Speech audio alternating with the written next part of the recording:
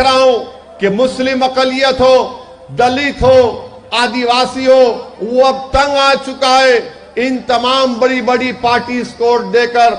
वो अपने आप से सवाल कर रहा है कि हम कब तक इनको वोट डालेंगे, हम कब तक खामोश बैठे रहेंगे, हम कब तक डर डर कर अपनी जिंदगी को गुजारेंगे। इसीलिए मैं आज आपके दरमियान में खड़े होकर ये बात बड़ी जिम्मेदारी के साथ अर्ज कर रहा हूं।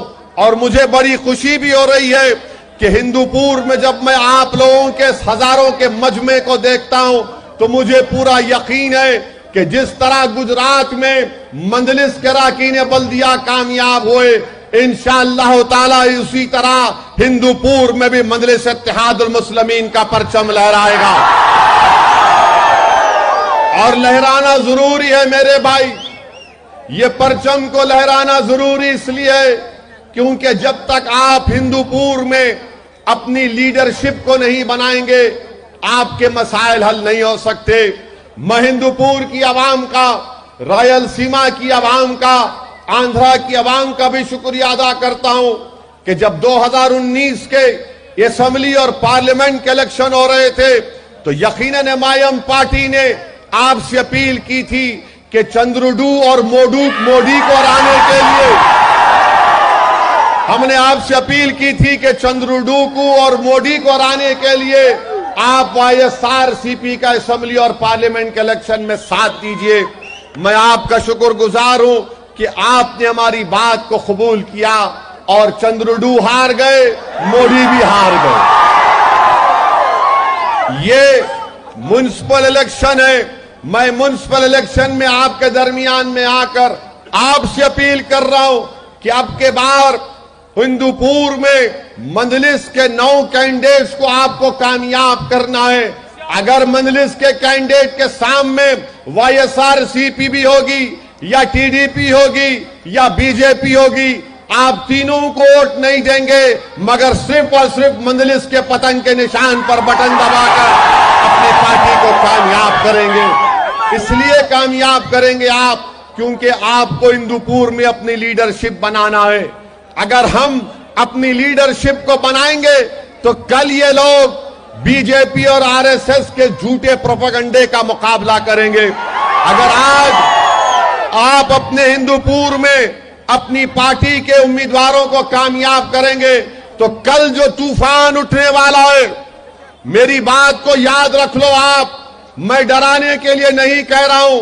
कल जब तूफान आएगा तो तूफान से मुकाबला घर में छुपकर, घर के दरवाजों को बंद कर तूफान का मुकाबला नहीं कर सकेंगे। ये कोई मौसमी तूफान नहीं होगा बल्कि फिरका परस्ती का तूफान होगा। ये नफरत का तूफान आएगा आंध्रा में। उस तूफान का मुकाबला वही लोग कर सकते हैं जिनके पास हिम्मत होगी, जिनके पास हौसला होगा, जिनके पास जज्बा होगा, जिनके सीनों में एक धड़कता हुआ दिल होगा और जो सीना तान कर इन फिरका परस्त ताकतों से कहेंगे, जो सीना तान कर इन फिरका परस्त ताकतों से कहेंगे कि तुम्हारा तूफान दूसरी जगह जा सकता है मगर हिंदूपुर की सरजमीन में हमें फिरका परस्ती के तूफान को दाखिल होने नहीं देंगे। मेरे अजीज दोस्तों और बुजुर्गों, मैं आपको अपनी तारीख याद दिला रहा हूं। अरे याद रखो, ये जो तूफान आएगा आंध्र प्रदेश में, मगर तुम्हारी तारीख ये है कि तुम्हारा वजूद खुद एक तूफान था। तुम्हारा वजूद खुद एक तूफान था। तुम्हारा वजूद खुद दुनिया को एक रोशनी दिया। तुम्हारा और हमारा वजूद दुनिया को अंधेरों से निकाल कर एक नई राह दिया। इसीलिए मैं आपसे गुजारिश कर रहा हूं कि ये रात बड़ी लंबी होने वाली है। आप अपनी पार्टी को कामयाब करिए। ये दूसरे पार्टियां हैं, ये सिर्फ जबानी तौर पर बयान दे सकते हैं मगर कुछ कर नहीं सकते। आपसे अपील कर रहा हूं कि मेरी एक एक बात का आप पूरी गहराई और संजीदगी के साथ गौर करिए और उस पर अमल करिए। मैं आपसे अपील कर रहा हूं कि आप मजलिस को कामयाब करना जरूरी है आंध्र प्रदेश में, मजलिस को कामयाब करना जरूरी है उत्तर प्रदेश में, मजलिस को कामयाब करना है पूरे मुल्क में। इसलिए कि जितने सेकुलर पार्टियां हैं, ये तमाम सेकुलर पार्टी अपने आप को सेकुलर कहते। चंद्रबाबू नायडू, इनकी तेलुगु देशम पार्टी, आप सोचो कि चंद्रबाबू नायडू ने क्या बयान दिया जब यहां पर आंध्र प्रदेश के मंदिरों में उनकी बेहुरमती की गई। तो चंद्रबाबू नायडू ने क्या बयान दिया। एक शख्स जिसको 9 साल मुत्तहदा आंध्र प्रदेश का चीफ मिनिस्टर बनने का मौका मिला, जो 5 साल अलहदा रियासत आंध्र प्रदेश का चीफ मिनिस्टर बना, चंद्रबाबू नायडू ने वाहियात किस्म का बयान दिया। हम चंद्रबाबू नायडू से पूछ रहे हैं, क्या इस भारत में सिर्फ एक ही मजहबी इबादत गाह की अहमियत होगी?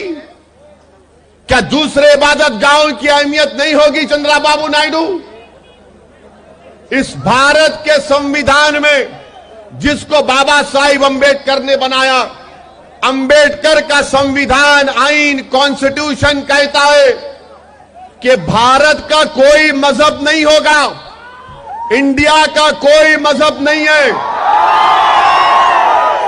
सुनो चंद्रुडू,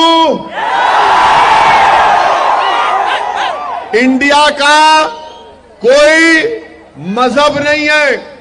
इंडिया का रिलीजन ना इस्लाम है, इंडिया का रिलीजन ना हिंदुइज्म है, इंडिया का रिलीजन ना बुद्धिज्म है, ना इंडिया का रिलीजन क्रिश्चियनिटी है, ना इंडिया का रिलीजन सिखिज्म है। भारत का कोई मजहब नहीं है। भारत इन तमाम मजहब के मानने वालों को मानता है और जो नहीं मानता उनको भी मानता है। तो चंद्रबाबू नायडू को यह बात नहीं मालूम। चंद्रबाबू नायडू, क्या तुम भूल गए कि तुम 2 बार चीफ मिनिस्टर बने? तुमने कौन सी किताब पर हल्फ उठाया बताओ? तुम किताब का जिक्र करते हो मिस्टर नायडू। जब तुम चीफ मिनिस्टर बने अपने ससुरे को धोखा देके, एनटी रामाराव को धोखा देके, चंद्रबाबू नायडू कौन सी किताब पर ओत लिए थे बताओ? तुम ओत लिए थे भारत के संविधान पर, जिसको बाबा साहिब अंबेडकर ने बनाया था। तुम जब यहां पर 2014 से 19 तक आंध्रा के चीफ मिनिस्टर बने तो तुमने भारत के संविधान पर ओत लिया।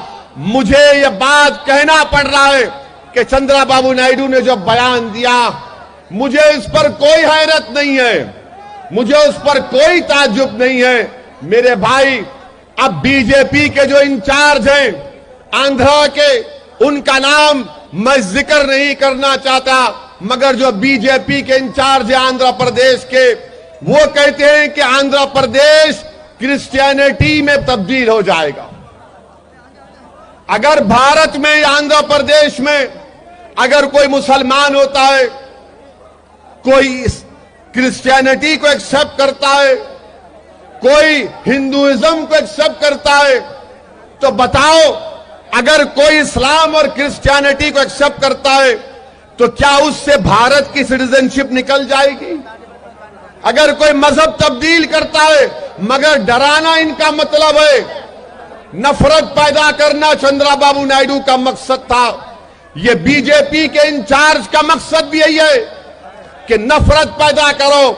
मेरे भाई, अब वाईएसआरसीपी की तरफ से सिर्फ बयान आ रहा है, स्टेटमेंट आ रहा है, और मुझसे कहा जाता है, जब मैं यहां पर आ रहा था तो वाईएसआरसीपी के लोग मुझे फोन करके वो पूछते हैं, असदुद्दीन ओवैसी साहब, वाईएसआरसीपी के बड़े लोग, बहुत बड़े लोग हैं, उन्होंने हमको बोले, अरे साहब ये छोटा इलेक्शन है, आप इतने बड़े आदमी क्यों आ रहे हैं?